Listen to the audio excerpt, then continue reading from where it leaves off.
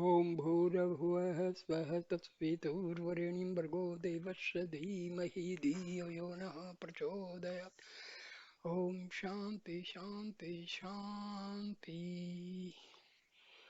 So this is my third video on metaphysics of Bhagwan Sri Ramana Maharshi, and the topic is mind control. See, people, they have complete misunderstanding and misconceptions about mind. Actually speaking, mind does not exist at all. It is non-existent in the real sense. But people, they talk about mind control, how it can be controlled. Books are written, many books are written. So there is no mind at all, because mind is nothing but series or chain of thoughts arising from Atma. So if these thoughts are seized, there is no mind. That means mind is a non-existent entity. Same case, ego, because ego is the modification of mind. So both mind and ego, they are non-existent. So now let us see what Maharshi says about this. Devotee asks, how can I control the mind? Maharshi, there is no mind to control if the self is realized. The self shines forth when the mind vanishes. In the realized man, the mind may be active or inactive, the self alone exists. 4. The mind, body, and world are not separate from the self, and they cannot remain apart from the self. Can they be other than the self? When aware of the self, why should one worry about these shadows? How do they affect the self? Devotee, if the mind is merely a shadow, how then is one to know the self? Mercy, the self is the heart, self-illuminous. Illumination arises from the heart and reaches the brain, which is the seat of the mind. The world is seen with the mind, so you see the world by the reflected light of the self. The world is perceived by an act of the mind. When the mind is illumined, it is aware of the world. When it is not so illumined, it is not aware of the world. See, mind does not have any power of its own. Mind is receiving power from the self. So whatever illumination is there by the mind, it is all the reflected luminosity from the self. Because mind receives the power from self. So whatever reflection is there, that is all from the self through mind. If the mind is turned in toward the source of illumination, objective knowledge ceases and the self alone shines as the heart. The moon shines by reflecting the light of the sun. When the sun has set, the moon is useful for displaying objects. When the sun has risen, no one needs the moon, though its disk is visible in the sky. So it is with the mind and the heart. The mind is made useful by its reflected light. It is used for seeing objects. When turned inwards, it merges into the source of illumination, which shines by itself, and the mind is then like the moon in the daytime.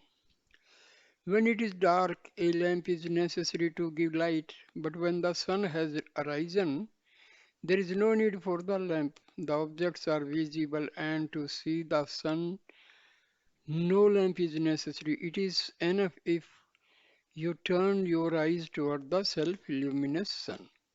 Similarly, with the mind, to see the objects, the light reflected from the mind is necessary.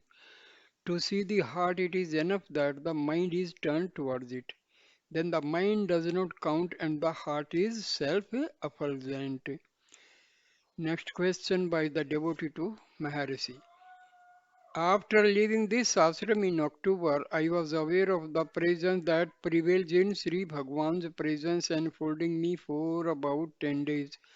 All the time, while busy in my work, there was an undercurrent of that peace in unity. It was almost like the dual consciousness which one experiences while asleep in a dull lecture.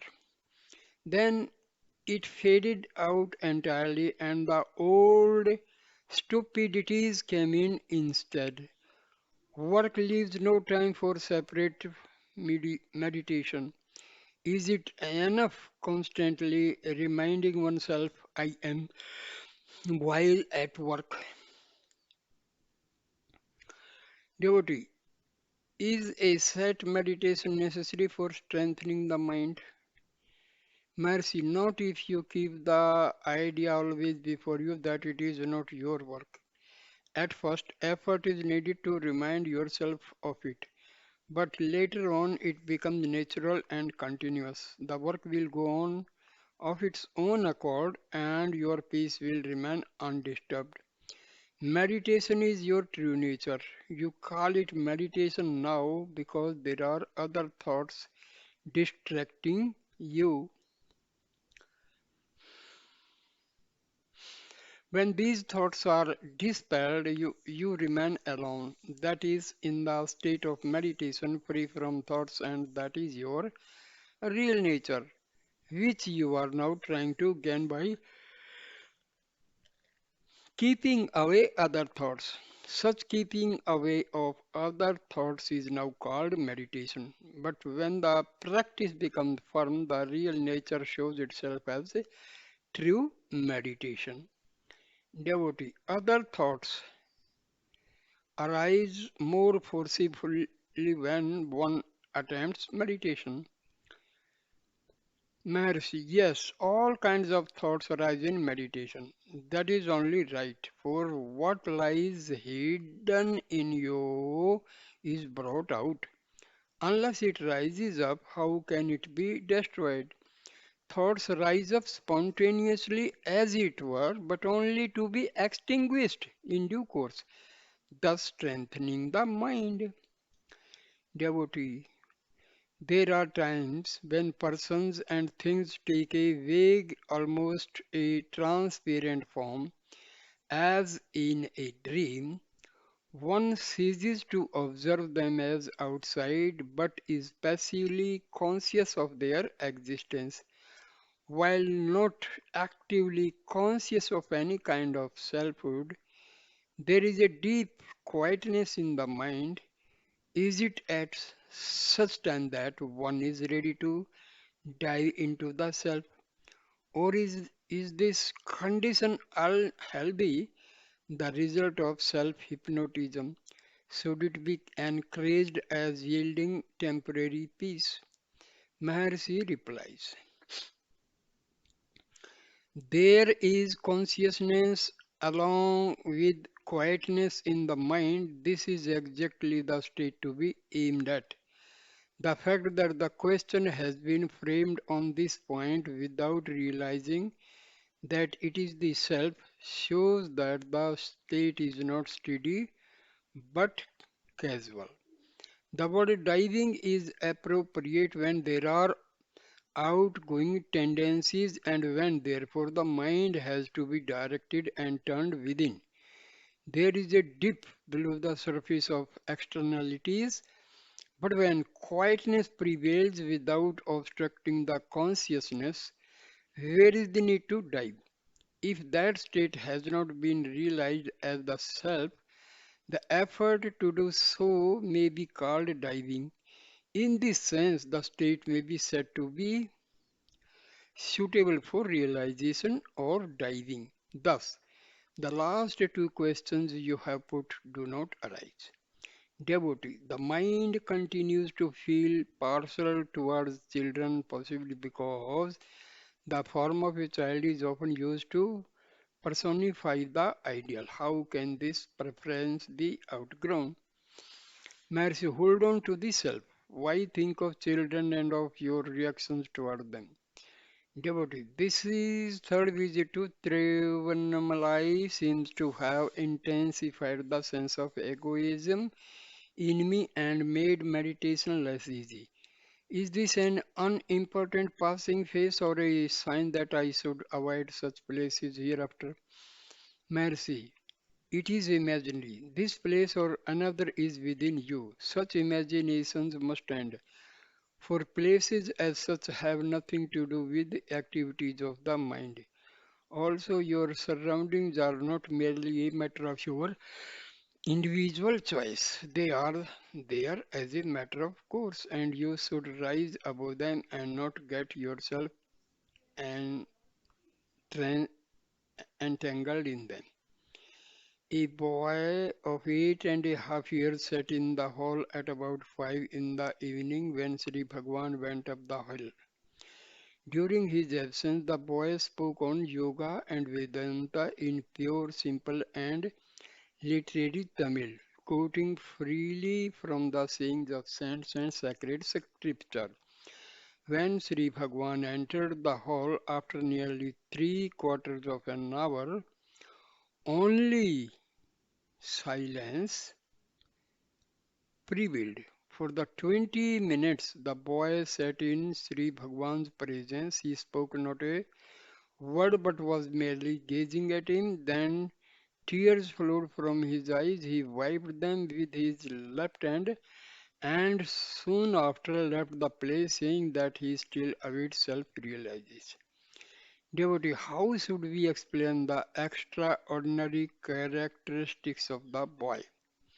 Mercy, the characteristics of his last birth are strong in him. But however strong they may be, they do not manifest themselves save in a calm, still mind. It is within the experience of all that attempts to revive memory sometimes fail while something flashes into the mind when it is calm and quiet. Devotee, how can the rebellious mind be made calm and tranquil? Mercy, either see its source so that it may disappear or surrender yourself so that it may be struck down. Self surrender is the same as self knowledge, and either of them necessarily implies self control. The ego submits to only when it recognizes the higher power. Devotee, how can I escape from samsara? Which seems to be the real cause for making the mind restless.